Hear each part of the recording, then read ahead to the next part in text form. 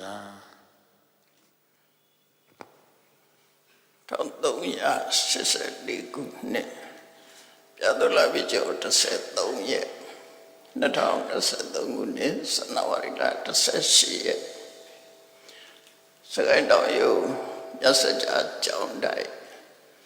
ရွှေရနာကျောင်းဆောင်အတွင်ဆင်ကျပပြုလို့အပ်သည်စကိုင်းတောင်ယုံမြတ်စကြာကျောင်းတိုက်နှင့်မြတ်စကြာကျောင်းတိုက်ခွဲများအလုံးတို့ဤမဟာနာယကတတော်58နှစ်တိခါတော်38ဝါရဘဝနှစ်ထံလွန်တော်မူသည့်မြတ်စကြာဆရာတော်ပတ္တန္တဣဒကပိဝန္တအန္တိမအကိသဗနာသာထုကိလနာတပနှင့်ဆက်လျင်ဖြင့်ရှင်ကျမ်းပြုလို့အပ်သည်အကျိုးဓမ္မသဘင်ခန္ဓာဝေမုံရမြို့နန္ဒုံရက်ွယ်သာသနာရောင်ချီကျောင်းတိုက်နာဂဆရာတော်နှင့်တပိတန်ဃာများမုံရမြတ်စကြာသာဝကတပိတယကမများဤအမတဌာနဓမ္မဒါနဖြစ်ဖြင့်ဟောကြားအပ်တော်သိမင်းမမြင်ရသွားချစို့အကြောင်းတရားဒေသနာတော်အတ္တနာမစ္ဆုရာသတ္တခိစေမြတ်စွာဘုရားဟောတဲ့ဒေသနာတော်ထဲမှာမစ္ဆုရာသတ္တအတ္တနာသိမင်းမမြင်ရတဲ့တရားဆိုတာရှိတယ်ဆိုတာဘုရားဟောတာနော်အတ္တနာမစ္ဆုရာသတ္တခိစေသိမင်းရဲ့မမြင်ရအယတ်တို့သွားပါလို့မြတ်စွာဘုရားကိုယ်တိုင်ကလည်းတိုက်တွန်းထားတယ်။ရှောင်းနိုင်တယ်လို့လည်းလမ်းညွှန်မှုပြုထားတယ်။32ဘုံတန်တရားထဲမှာရှိနေသမျှခန္ဓာကိုယ်ရနေသမျှကာလပတ်လုံးလူတိုင်းသရဝတိုင်းဟာသိခြင်းတရားနဲ့ရင်ဆိုင်ရမှသာဖြစ်တယ်။ဘယ်သူမှသိခြင်းတရားကိုရှောင်ကွင်းသွားလို့မရဘူး။ဒါကြောင့်သိမင်းမမြင်ရအရက်ကိုရောက်မှသာတယ်သိခြင်းတရားကလုံးမှာပဲဖြစ်တယ်30ဘုံနဲ့မှာတော့သိမင်းမမြင်တဲ့အရက်ဆိုမရှိဘူးအလုံးဟာသိခြင်းတရားကျင့်ဆိုင်ရမှာပဲသိမင်းရဲ့နေပယ်ထဲမှာဖြစ်နေသမျှသိခြင်းတရားကမလွတ်နိုင်ဘူးလို့ဆိုတာရှုစွာမှတ်သားထားကြဖို့ပေါ့နော်သိမင်းမြင်မြင်ရရက်ကိုသွားလို့ရတယ်ဆိုတာမြတ်စွာဘုရားဟောတဲ့ဒေသနာတော်အရာသိရှိနာလဲကြတယ်အလုံးပြီးတော့ကြည်ညိုကိုးကွယ်ကြတယ်တပိတန်ဃာတွေအနေနဲ့အာကိုအာထပြုရတယ်မြတ်စကြာဆရာတော်ဟာတတော်50ကျော်ကာလမှာပဲသိမင်းနဲ့ဆုံတွေ့သွားတယ်လို့ဒီလိုပြောအောင်အဲ့တော့မြတ်စကြာဆရာတော်ယခုကဲ့သို့ဘဝနှစ်ထံဆံတော်ရအခြေကြောင့်မြတ်စကြာဆရာတော်ရဲ့တပည့်တရားရကမသာဝကတွေအနေနဲ့ဆုံးရှုံးနစ်နာမှုတစ်ခုရှိကြတယ်အဆုံးရှုံးတာတော့ဆိုတာသိရှိနာလဲဖို့လို့တယ်ပေါ့နော်တော့ကမှဆုံးရှုံးမှုဆိုတာရှိကြတယ်တဝိတယောက်မရှိတော့ဘူးဆိုလို့ရှိရင်ဆုံးရှုံးမှုတွေရှိတယ်တော့ဆုံးရှုံးမှုကဘာဆုံးရှုံးမှုလဲအဲ့ဒါသိဖို့တော့လို့တယ်ပေါ့ရှင်သာရိပုတ္တရာပြိဋိဘံစံတဲ့အခါမှာရှင်အနန္ဒာကမြတ်စွာဘုရားကိုလျှောက်တယ်ရှင်သာရိပုတ္တရာပြိဋိဘံစံတယ်လို့ကြားရလိုက်တဲ့အခါမှာတဲ့တကူလုံးဟာကြက်သိသေးသွားတယ်မဒုရကသတော်ဝိယကာယောတကူလုံးကြက်သိသွားသလိုတောင့်တင်းသွားတယ်လူဆိုတာကြောက်ရင်ဖြစ်စေ စိတ်မကောင်းရင်ဖြစ်စီဘာလို့ရမှမသိဘာကိုင်ရမှမသိဖြစ်သွားတာဆိုလို့တယ်နော်မဒုရကစာတော်ဝိယကာယောတကူလုံးတောင့်တင်းသွားတယ်စိတ်ခံစားချက်ကြောင့်ဖြစ်သွားထိတာပိမေနပက္ခယန္တိဟိုဒီမြင်ကွင်းနေလေသူပျောက်ကုန်ပြီစိတ်တော့ကရောက်သွားတဲ့အခါဟိုကမမြင်တာမမြင်ဖြစ်ကုန်တယ်နော်ဒါသူစိတ်ခံစားချက်ကိုရှောက်တာအဓိကဘာလို့ဆိုဓမ္မပိမန္နပฏิပန္တိကျက်မှတ်သိယူထားတဲ့နှုတ်တဲ့ရထားတဲ့ပရိယတိဓမ္မတွေဟာလည်းပဲစဉ်းစားလို့ကိုမရတော့ဘူးခေါင်းနဲ့မပေါ်လာတော့ဘူးဟိုတရားတွေလည်းပျောက်ကုန်တယ်လို့ပြောတာနော်တရားတွေလည်းပျောက်ကုန်တော့ကရောက်သွားပြီဆိုလို့ရှိရင်အဲ့လိုဖြစ်တတ်တဲ့သဘောနော်ရှင်သာရိပုတ္တရာပြိဋိဘံစံနဲ့လူကြားလိုက်ရတဲ့အခါတကူလုံးတောင့်တင်းသွားပြီးတော့မိုးမမြင်လေးမမြင်တရားဓမ္မတွေလည်းယင်ထဲမှာမရှိအောင်တောကလွှမ်းမိုးပြီးပျောက်ဆုံးသွားပါတယ်လို့ဒီလိုလျှောက်လို့ရပဲနော်အဲ့လိုလျှောက်တော့မြတ်စွာဘုရားကမြတ်စွာဘုရားမိန့်ကြားလိုက်တဲ့စကားကအဗဓမ္မမှတ်သားစရာကောင်းတယ်ရှင်သာရိပုတ္တရာပြိဋိဘံစံသွားတဲ့အခါမှာတဲ့အနန္တစီကနေပြီးတော့သီလတရားတွေသမာဓိတရားတွေပညာတရားတွေဝိမု ക്തി ဆိုတဲ့လွတ်မြောက်မှုမဖို့တရားတွေဝိမု ക്തി ညာဏတသနာဆိုတဲ့အဲ့ဒါတွေကိုသိမြင်တဲ့တရားတွေဒီတရားတွေဟာသာရိပုတ္တရာပြိဋိဘံစံတော့သင်ကိုယ်ပိုင်တရားတွေပါသွားသလားတဲ့ဒါစဉ်းစားခိုင်းတာရသော်ဗျာဒီမေကုန်းလေးထုတ်လိုက်တာဆုံးရှုံးနေတာမဟုတ်ဆိုတာကိုယ်စီပါရိပါသွားလေရှင်သာရိပုတ္တရာပြိဋိဘံစံတဲ့အခါမှာရှင်နန္ဒရဲ့တဏ္ဍကပါရိပါသွားလေပါရိဆုံးရှုံးတယ်ဆိုအဲ့ဒီမှာဆုံးရှုံးတာကိုရှင်နန္ဒကပြန်ဖြည့်ပြတယ်တမန်ဆိုရင်ဒီမေကုန်းမေးလိုက်လို့ရှိရင်ရုပ်တရက်ဖြည့်တယ်မှမဟုတ်ဘူးရှင်နန္ဒကချက်ချင်းသဘောပေါက်သွားတယ်သူပါဖြည့်လိုက်တော့ဆိုရင်အရှင်ဘုရားတဲ့တပည့်တော်စီကသီလသမာဓိပညာဒီဤချင်းနေပါသွားတာတော့မဟုတ်ပါဘူးတဲ့ဒါတွေကတော့တပည့်တော်တဏ္ဍမှာရှိနေပါတယ်တဲ့ဆုံးရှုံးတာကဘာလဲ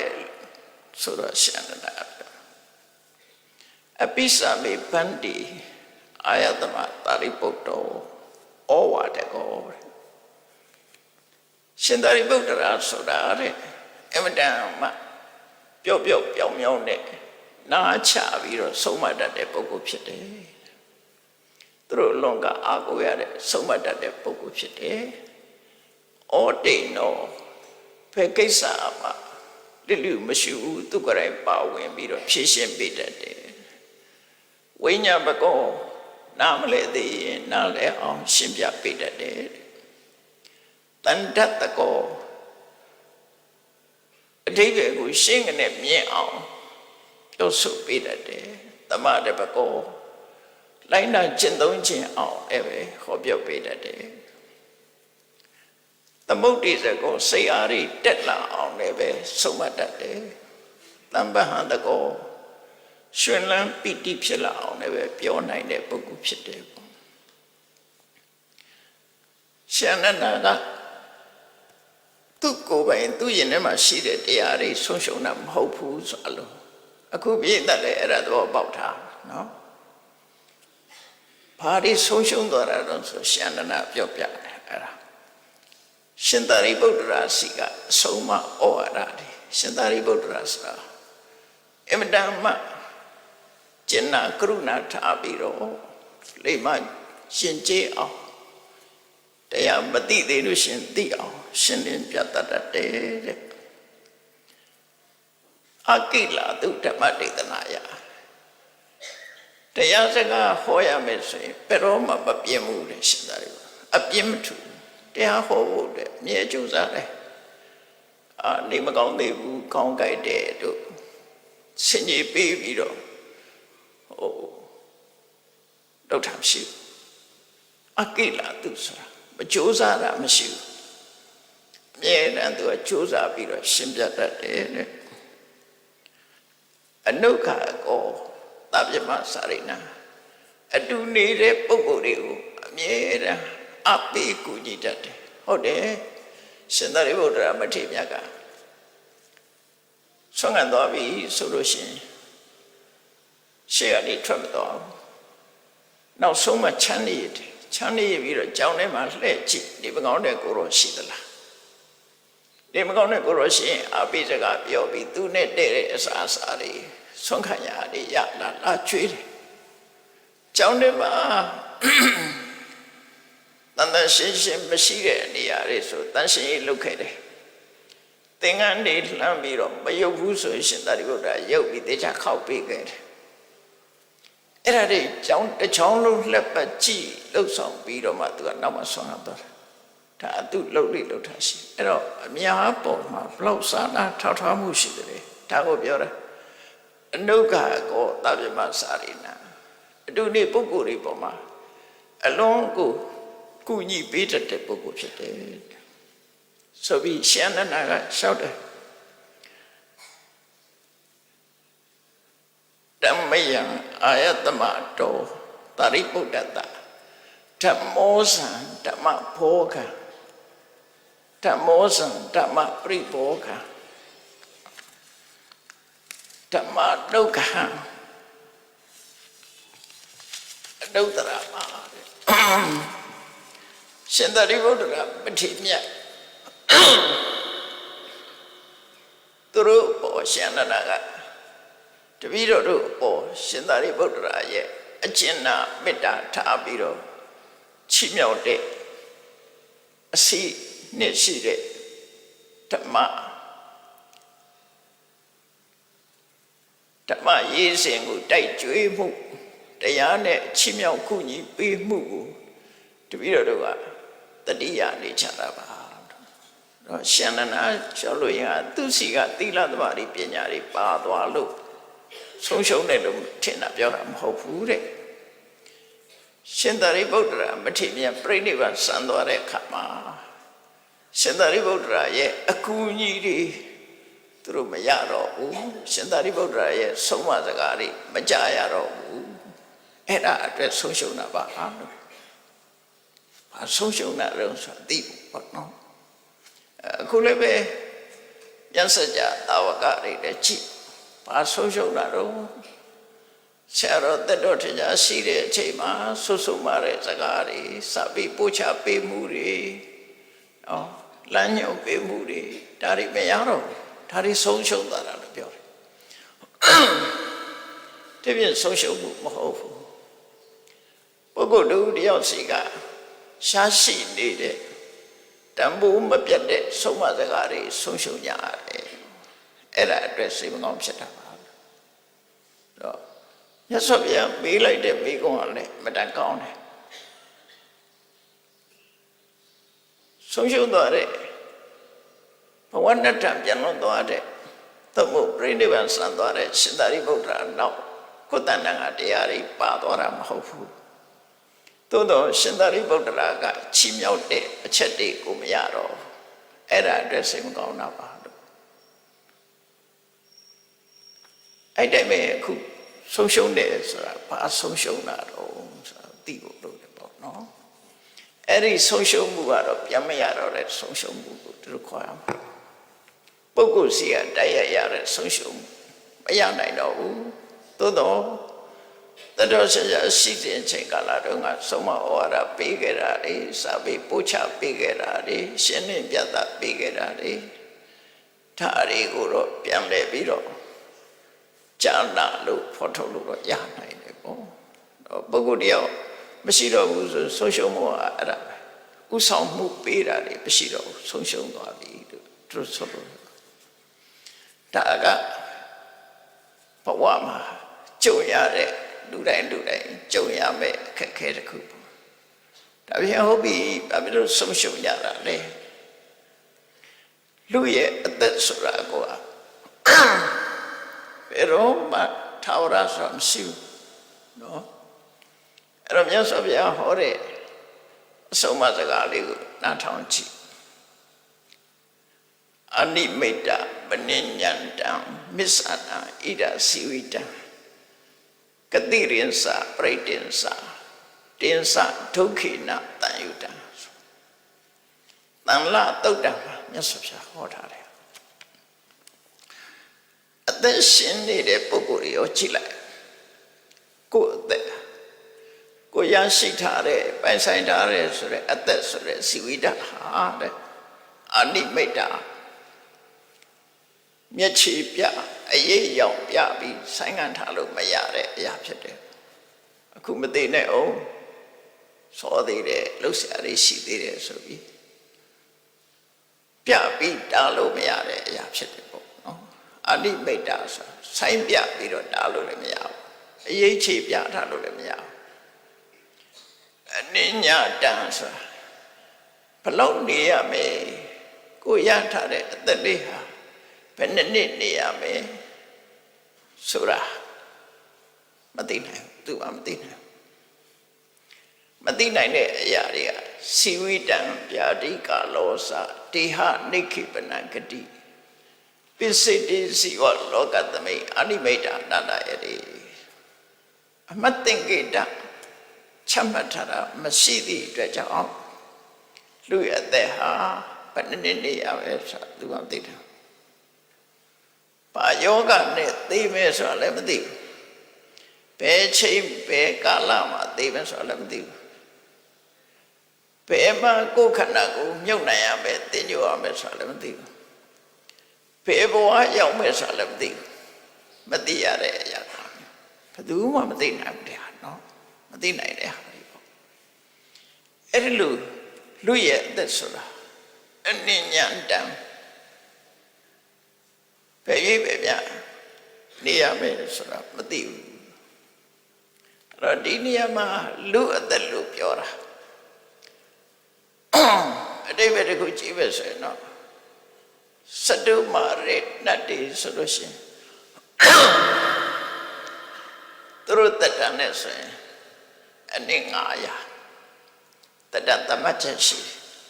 လူတွေမှာတော့အဲ့ဒီလိုပုံသေးသမတ်ချက်မရှိဘူးအာယုပမာဏကဏနာယနိမောနတ္ထိဆိုပြီးတော့လူတွေရဲ့တက်တန်ဆိုတာသတ်မှတ်ထားတာမရှိဘူးရှေးဘုံရချုပ်အောင်ပြောတာဘာလို့လို့ဆိုရင်ကံသာလေပဓာနာဖြစ်လို့ပဲကံမောမှာမူတည်နေရတယ်တာဝရိသနတ်ပြည်ဆိုရင်သူတို့အရေးအတွက်နဲ့နှစ်ပေါင်း1000ဆိုတာသူတို့သတ်မှတ်ချက်ရှိတယ်လူတွေမှာအဲ့လိုသတ်မှတ်ထားတာမရှိဘူးလို့ဒါကြောင့်မို့အနိမိတ်တအနိမိတ်တမနိညာတံမစ္ဆနာဣဒစီဝိတံဒီတော့ကမှာလူတွေရဲ့အသက်ဆိုတာတဲ့ဆိုင်းပြပြီးတော့တားလို့လည်းအရေးရောင်ပြထားလို့လည်းမရဘူးဘယ်လောက်နေရမယ်ဆိုတာလည်းမသိနိုင်ဘူးတဲ့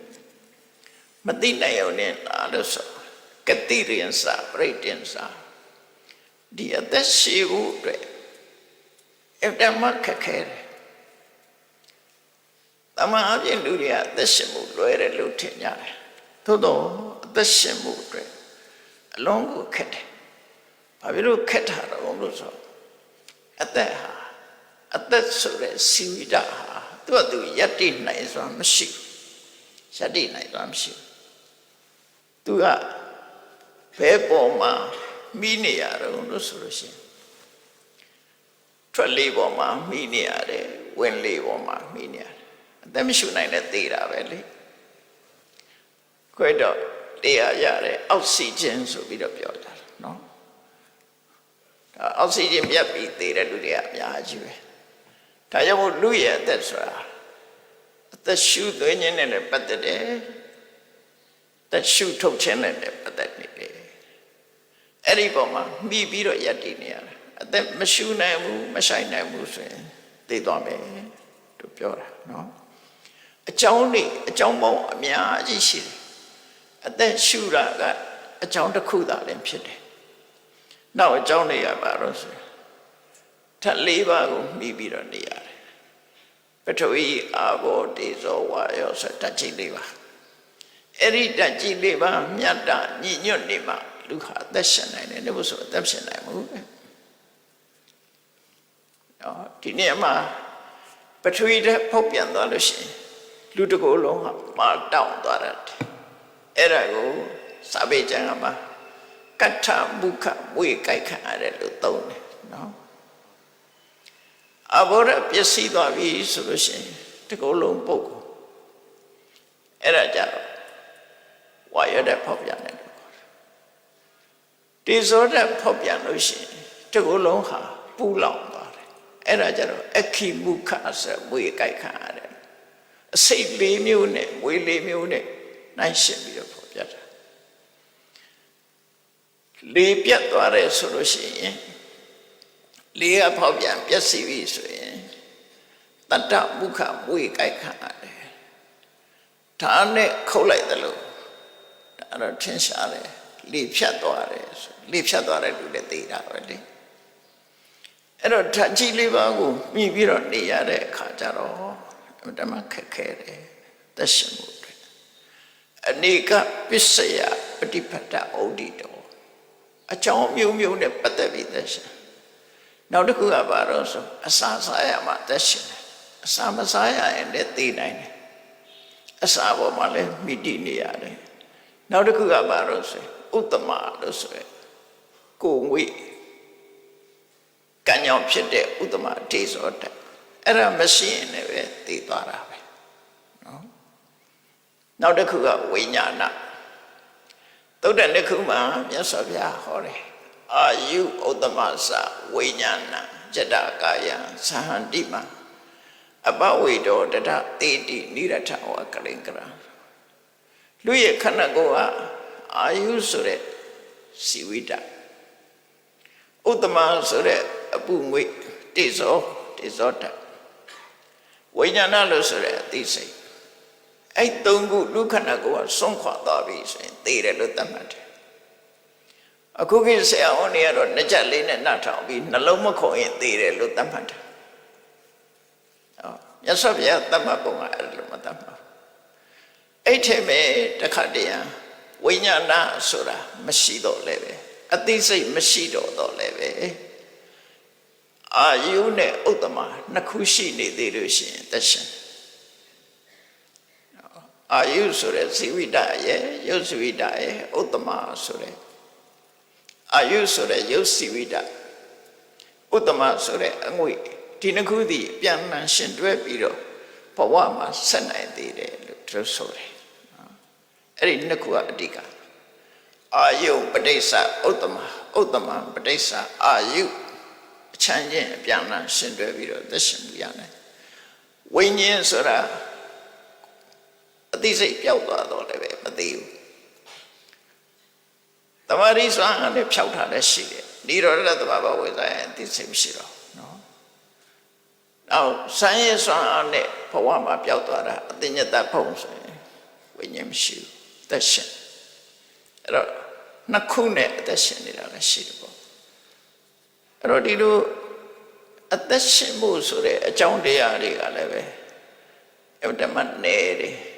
အကြောင်းတရားတွေများစွာပေါ်မှာမိတီးပြီးတော့လူသက်ဆိုတာရှင်ရတာဖြစ်တော့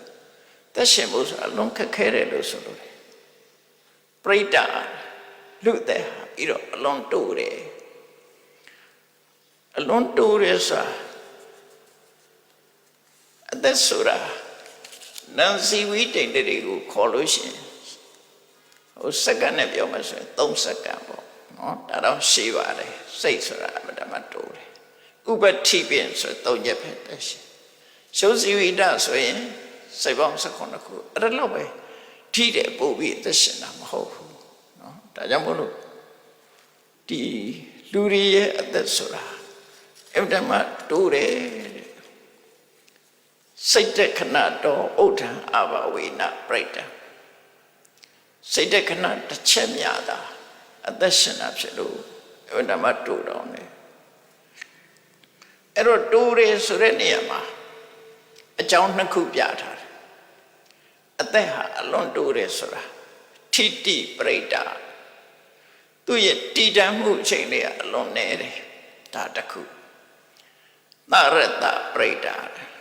သဘာဝကိုကတိုးထောင်းတာစိတ်တက္ကနာတစ်ချက်ပဲအသက်ရှင်တယ်လူတွေအသက်ရှင်တာဆိုလိုတာကတစ်စိတ်ထဲနဲ့ပဲအသက်ရှင်တာစိတ်ကဆက်သွားလို့သာလူတွေအသက်ရှင်တဲ့ခိုက်တွေကတစ်စိတ်ထဲပဲရှိတယ်ထင်ရှားအောင်ပြောရင်လူရဲ့အသက်ဟာတစ်စက္ကန့်နော်တစ်စက္ကန့်နဲ့တိုးရင်တိုးမှာပေါ့တစ်စက္ကန့်လို့ဆိုပါစို့လူရဲ့အသက်ဟာတဘာဝကတစ်စက္ကန့်ပဲရှိတယ်အဲ့ဒီစက္ကန့်ပေါင်းများစွာဆက်သွားလို့သာအသက်ရှင်တယ်လို့ပြောနေကြတာသူ့တက်တန်းကဖြစ်ပြီးပြတ်သွားပြီနောက်ထပ်အသက်ဖြစ်လို့သာမသိဘူးထင်နေတာသိတဲ့အချိန်ပေါင်းကမြောက်များစွာဒါကြောင့်မို့စီဝိတံအတ္တဘာဝောစဒုက္ခဒုက္ခစကေဝလာဧကစိတ်တသမာယုတ်တာဒွိဟိလဟုသောဝတ္တတိခနော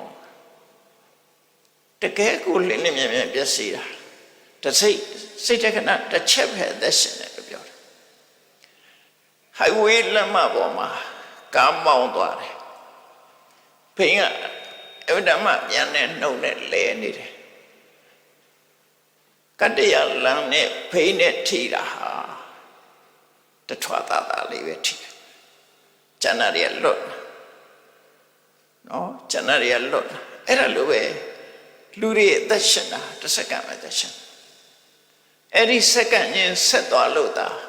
မသိသေးဘူးပြောနေကြတာ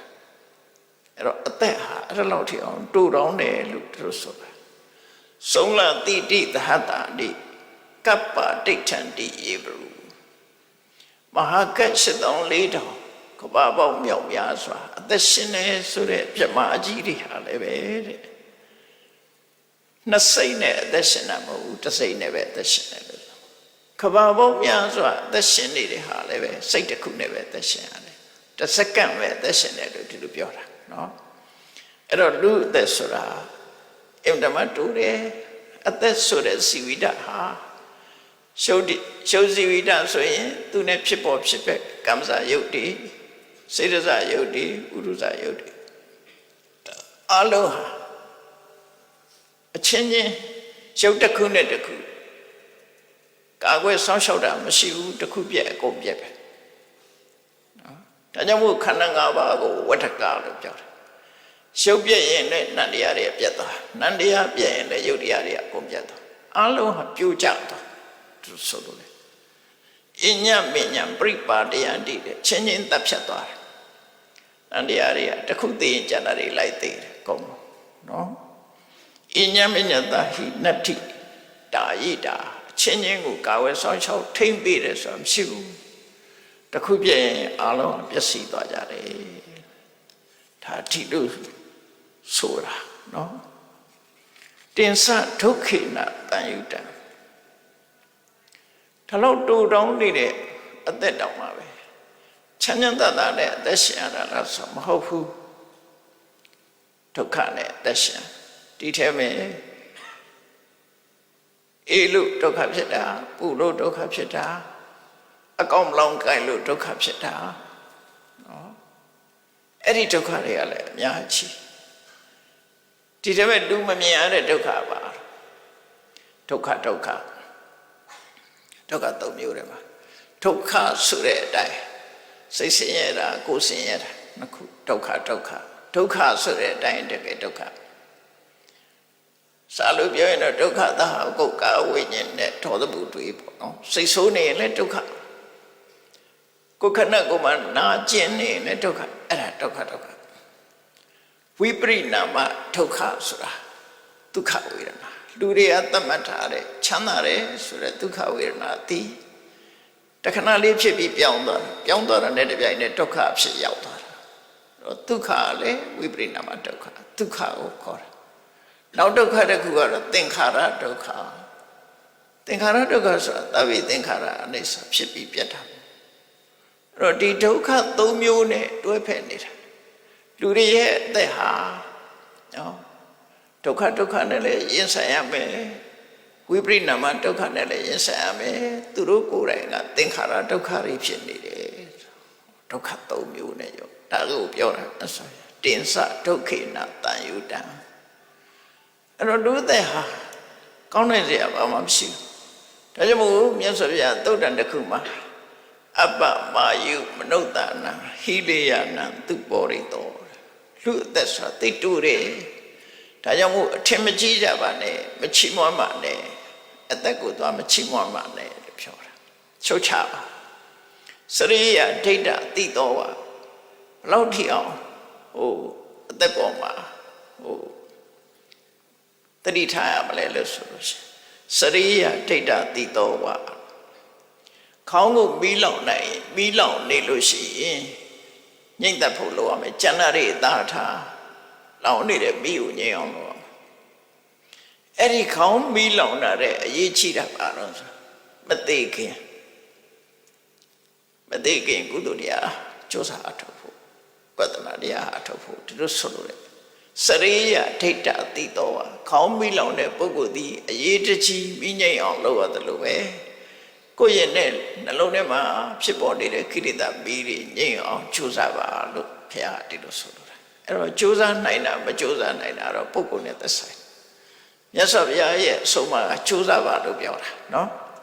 ဒါအရေးကြီးတယ်ဘာဖြစ်လို့တော့ဆိုနော်နတ္ထိမစ္ဆုတ္တနာဂမောတိမင်းရောက်မလာဘူးဆိုတာမရှိဘူးတဲ့ရှောက်လာမှဧကဒိဋ္ဌာပဲတနေ့ကျတော့သူတကားလာခောက်လိုက်မယ်နော်တိမင်းကတကားလာခောက်လိုက်မယ်အဲ့ကြတကားပိတ်ထားခြင်းလို့မရဘူးချက်ထိုးထားလို့လည်းမရဘူးလာခောက်လိုက်လူတိုင်းပဲဒါဘယ်သူပဲဖြစ်ဖြစ်တိမင်းရဲ့တကားခောက်ပြီးတော့တကားဖွင့်ခိုင်းတဲ့အချိန်ဟာမကြခင်ရောက်လာမယ်ဒါပြောတာနတ္ထိမစ္ဆုတ္တနာဂမောသိခြင်းတရားရဲ့မရောက်လာတာဆိုမရှိဘူးတဲ့အစ္စယန္တိဟောရတာဘယ်တော့ရောက်လာမှာတော့ဆိုနေ့တွေညတွေကကုန်းနေတာပဲအခုဆိုနော်2023ခုနှစ်ထဲရောက်လာပြီမကြခင်ကုန်းသွားတော့မှ2022ခုနှစ်ကုန်းသွားပြီဗမာသက္ကရာ1384ခုထဲမှာမကြခင်85ရောက်တော့မယ်နေ့တွေရက်တွေဟာလင်းမြန်နဲ့အဟုန်နဲ့ကုံဆုံးကြော့ဖြတ်နေတာဖြစ်တယ်အစ္စယန္တိဟောရတာစီဝိတံဥပါရုစတိအချိန်သာကုန်တာမဟုတ်ဘူးအသက်ကလည်းချုပ်နေတာချုပ်ပါများဟိုကဗျာလေးတို့ပေါ့ဘသူရေးရတော့မသိဘူးနော်တနေ့ကွယ်သေးနေတို့တခါကူမသိဘူးမထင်လိုက်ပါနဲ့နေကွယ်တာအကျိန်များလေလားသိနေရတခါသွားရလိုက်ပဲဒါမရဘူးနေတိုင်းနေရကွယ်နာလေထွက်လာလိုက်ဝင်သွားလိုက်ထွက်လာလိုက်ဝင်သွားလိုက်အဲ့ဒီလိုနေကွယ်ပေါင်းများလာလို့ရှင်သိဆုံးသွားကြမှာပဲတဲ့ကိုယ်အလောကကြီးထဲမှာအဲ့ဒါဆိုလို့တယ်အဲ့ဒါကိုမြတ်စွာဘုရားဟောတာစီဝိတံဥပါရုစတိအာယုခေတိမစ္ဆနံကုဏတိဝဩရကမြင့်ငယ်လေးချောင်းလေးထဲမှာအိုင်လေးထဲမှာရှိတဲ့ရေတွေလိုပဲတဲ့တနေ့ပြီးတနေ့ခမ်းသာသွားတာရေမတိုးလားနော်ချောင်းတွေကအိုင်တွေကရေတွေဟာတဖြည်းဖြည်းခမ်းသွားတာသာရှိတယ်ပိုလာတာမရှိဘူးတဲ့အဲ့ဒါတို့ရဲ့သူ့ရဲ့အသက်ဟာလေတနေ့ပြီးရင်တစ်ခါခမ်းသွားပြီတနေ့ပြီးရင်ဆိုလိုတာကတိုင်းထားပြီဆိုလို့ရှိရင်တိပိယစမှလာတဲ့အတိုင်းဆိုနော်ရှက်ကန်းရက်တဲ့အခါမှာအတိုင်အဖောက်စာချီရှိတယ်နော်ရှက်ကန်းတစ်ချက်ခတ်လိုက်တာနဲ့တိုးသွားတစ်ချက်ခတ်လိုက်တာနဲ့တိုးသွားအတိုင်ချီကတိုးသွားတာအဲ့ဒါကိုရှက်ကန်းချီမျိုးတိုး၍ရှေ့ကိုရက်တိုင်းတိုးဆိုတာတနေ့ပြီးရင်တိုးသွားပြီတနေ့ပြီးရင်တိုးသွားပြီအဲ့ဒါကိုယ်သက်ဟာဒီနေ့တဲ့နှစ်ပြန်ကြပို့တိုးသွားပြီနှစ်ပြန်ကုန်သွားရင်ပို့တိုးသွားပြီတနေ့ပြီးတနေ့အဲ့ဒါတိုးနေတာလို့ပြောအောင်တိုးနေတယ်ဆိုတာပါတော့သိမင်းရောက်လာဖို့အချိန်ကနေလာတယ်လို့သူတို့ဆိုလိုတာနော်ရက်ကန်းချီမျိုးတိုး၍ရှေ့ကိုရက်တိုင်းတိုးတစ်ချက်ခတ်လိုက်တာနဲ့တိုးသွားပြန်တစ်ချက်ခတ်လိုက်တာနဲ့တိုးသွားနောက်ကြတော့အကုန်လုံးပြီးသွားတဲ့အဆင့်ရောက်သွားလူအသက်ဟာလေအဲ့ဒီလိုပဲတဲ့အဲ့တော့ အသက်ဆိုတာတန်ဖိုးထားပြီးတော့အမျက်ရအောင်မထုတ်နိုင်ဘူးဆိုလို့ရှိရင်ဘာမှရလိုက်မှာမဟုတ်ဘူးဒါကြောင့်အသက်စီဝိတာကနေတန်ဖိုးရအောင်သို့မဟုတ်တန်ဖိုးရှိတဲ့အရာထုတ်ယူခြင်းဝိပဿနာတရားအထုတ်ပါလို့ပြောတာနော်အသက်ထဲကရလိုက်တဲ့တန်ဖိုးဘာလို့အသက်ဆိုတာရှက်ကန်းချီမျိုးတိုးရရှိကိုရတိုင်းတိုးနောက်ချမ်းဘယ်တော့မှပြန်မလဲဘူးတနေ့ပြီးတနေ့တိုးသွားမှာပဲဆိုတာတန်ဝေကယူရအခုလိုကိစ္စမျိုးကတန်ဝေစနိဧတုဌာနေတုတန်ဝေခေါ်တယ်တန်ဝေကဖြစ်တဲ့နေရာတန်ဝေကဖြစ်အောင်ကြိုးစားရမယ်ဒါနော်တာထုကိလနဆိုတာတန်ဝေကဖြစ်ဖို့သူတော်ကောင်းတွေရဲ့တန်ဝေခနဲ့တဘာဝတရားကိုနားလေသဘောပေါက်တာကောင်းတဲ့ခုလေးကိုထုတ်ဖို့ပြောဆိုပြီးတော့တန်ဝေကဖြစ်အောင်ကြိုးစားတာသာဓုကိလနာအဲ့လိုဆိုလို့ဟုတ်ပြီဒါဖြင့်အသက်ကတလောက်တိုးနေတော့ဒီတေခြင်းတရားဆိုတာမလာတာမရှိဘူးနော်မလာတာမရှိဘူးဆိုတော့ဒီတေခြင်းတရားနဲ့မဆုံးအောင်သူမလာနိုင်အောင်သို့မဟုတ်သူရှာမတွေ့အောင်ဘယ်လိုလုပ်ရမလဲဒီအဖြစ်ကိုထုတ်အောင်နော်အဲ့ဒီအဖြစ်ကဓမ္မပဒမှာလည်းရှိတယ်ထို့ထို့သုတ္တန်တွေမှာလည်းဟောတာရှိတယ်ဒီကနေ့ message ပို့ပေးချင်တာတော့ပါရယနာဒီပညာတတ်ပုံနာ16ယောက်ကပေးတဲ့ထဲမှာမောဂရာစာဆိုတဲ့ဒီပေရကြောင်းသားပေါ့လေပေရနေကိုတင်းနေတဲ့ပြမနာဘာဝတိပုံနာကြီးရဲ့တတိတွေတဲ့မောဂရာစာပေးတဲ့မိကုံလေးကိုကြည့်မောဂရာစာဆိုတဲ့ပုဂ္ဂိုလ်ကသူ့လက်တာကိုသဘောပေါက်တယ်သဘောပေါက်တော့သူမေးကထံလောကေအဝိခန္တံမစ္ဆုရာဇနပတတိသူမေးတဲ့မိကုံလေးလောကကြီးပုံမှာဖယ်လို့မြင်လို့ရှိရင်သိမင်းကမတွေ့နိုင်တယ်လေအဲ့တော့သိမင်းမတွေ့အောင်ဖယ်လို့လောကကြီးကိုပုံမှာရှုမြင်ရမလဲဒါဝိပဿနာလုပ်ဖို့ပြောတာနော်လောကကြီးကိုဘယ်လိုမြင်ရမလဲတဲ့သိမင်းမတွေ့အောင်လောကကြီးကိုဘယ်လိုလုပ်ရမလဲဆိုလိုတာသိမင်းမမြင်တဲ့နေရာရောက်ဖို့အတွက်ဘာလုပ်ရမလဲအဖြေတစ်ခုထုတ်ပါမြတ်စွာဘုရားကအဲ့ဒီဖြေဟောတာလေးကိုမှတ်သားနိုင်ကြည့်မြတ်စွာဘုရားသုံးညတော့လောကအဝိက္ခတုမောဂရသတရတတော်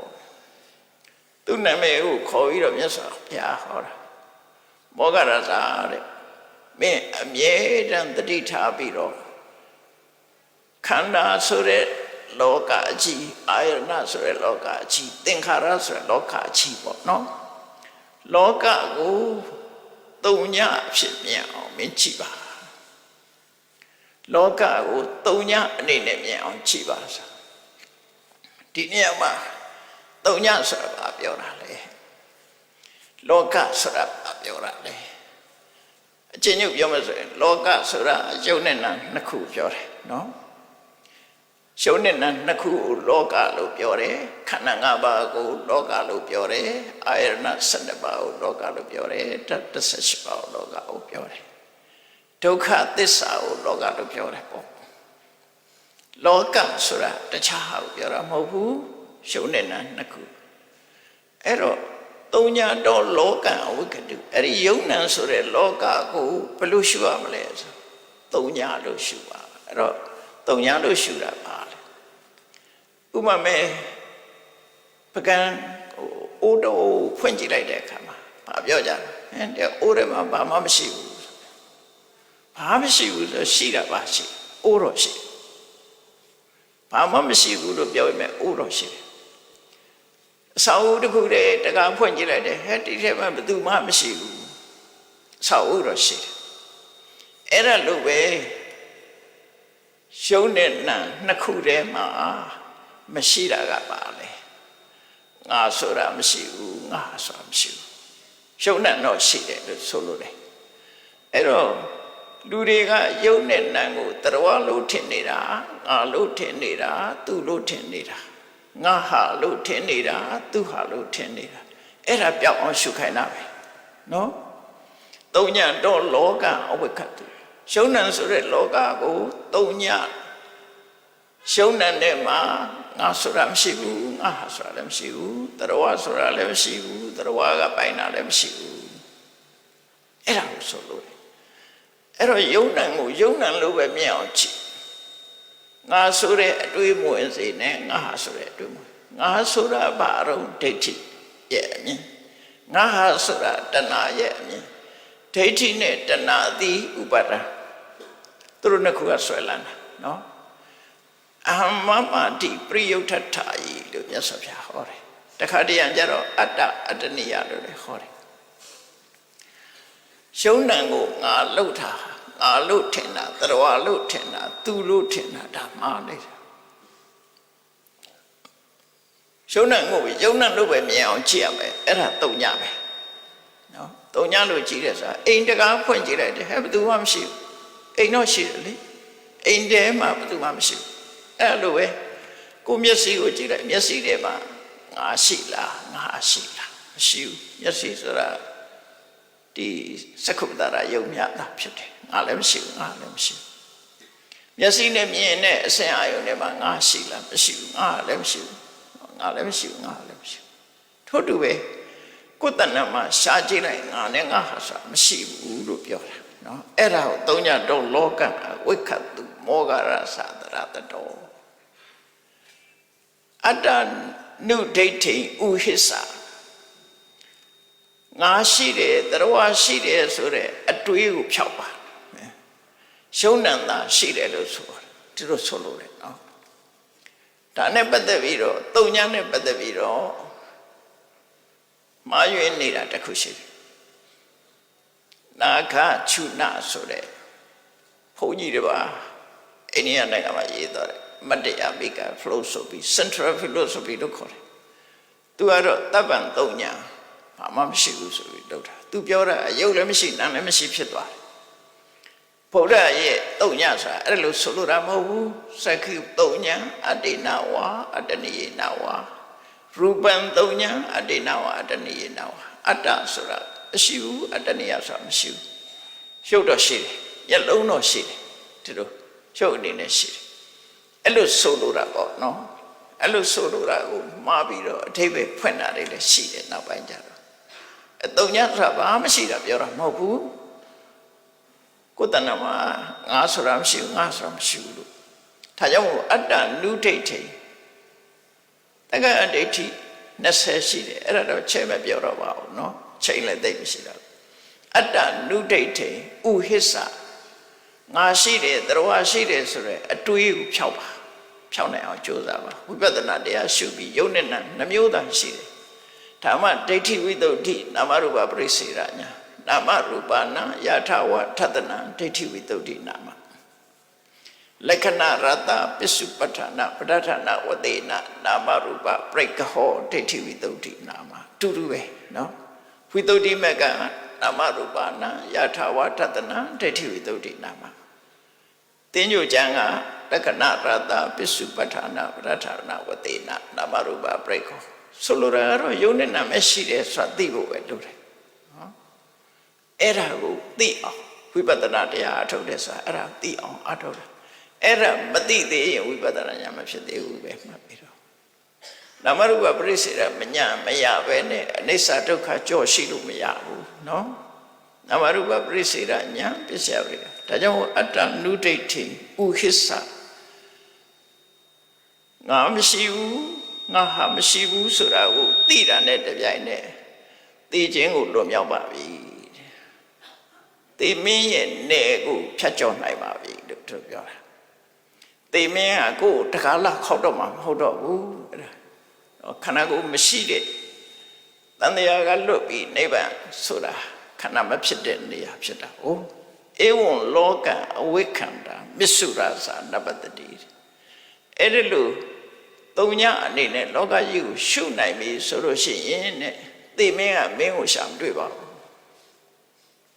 လို့ဆိုလို့လည်းပေါ့အဲ့တော့သိမင်းမမြင်ရသွားတဲ့နိလန်ကအဲ့ဒါပဲတော့သုံးညရှုတယ်ဆိုတာအနတ္တရှုတာကိုပြောတာနော်အနတ္တအနေနဲ့ရှုတာကိုပြောတာ အဲ့ဒီအတ္တမဟုတ်ဘူးရှုံးတတ်မြတ်တာဖြစ်တယ်ဆိုတဲ့ဒီရှုတာအဲ့လိုရှုတတ်တဲ့အခါကျတော့ဘာဖြစ်လာတော့လို့ဆိုရင်ကြည့်ရမှာရှုဖို့ရှုနည်းတွေအများကြီးပဲသူက6မျိုးနဲ့ရှုတာရှိတယ်12မျိုးနဲ့ရှုတာရှိတယ်အဲ12မျိုးရှုပုံလေးကိုအချင်းချုပ်ပြောပြနော်ရှုံးတဲ့နံ2မျိုးကလွယ်ပြီးတော့တတဝါဆိုတာမရှိဘူးနော်စီဝဆိုတာမရှိဘူးလူဆိုတာမရှိဘူးတတဝါဆိုတာမရှိဘူးအမျိုးသမီးဆိုတာမရှိဘူးအမျိုးသားဆိုတာမရှိဘူးအတ္တဆိုတာမရှိဘူးကိုယ်ပိုင်ဆိုင်တဲ့အတ္တနိယဆိုတာလည်းမရှိဘူးနာဟံငါလည်းမရှိဘူးနာမမငါလည်းမရှိဘူးနော်နာကောစိဘသူ